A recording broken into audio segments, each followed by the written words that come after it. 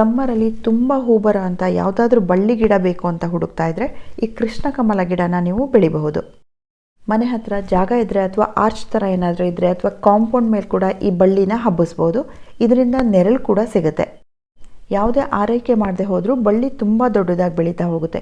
ಎಂಥ ಬಿಸಿಲಿದ್ರೂ ಕೂಡ, ನೀರು ತುಂಬ ಕಡಿಮೆ ಆದರೂ ಕೂಡ ಬಳ್ಳಿ ಬಾಡಲ್ಲ, ಡೈಲಿ ಹೂ ಬರ್ತಾನೆ ಇರುತ್ತೆ.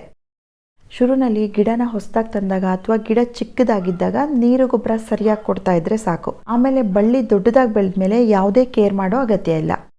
ಇದರದ್ದು ಫ್ಲವರಿಂಗ್ ಸೀಸನ್ ಇರೋದೇ ಇವಾಗ ಸಮ್ಮರಲ್ಲಿ. ಇದನ್ನು ಪ್ಯಾಷನ್ ಫ್ಲವರ್ ಅಂತಲೂ ಕರೀತಾರೆ.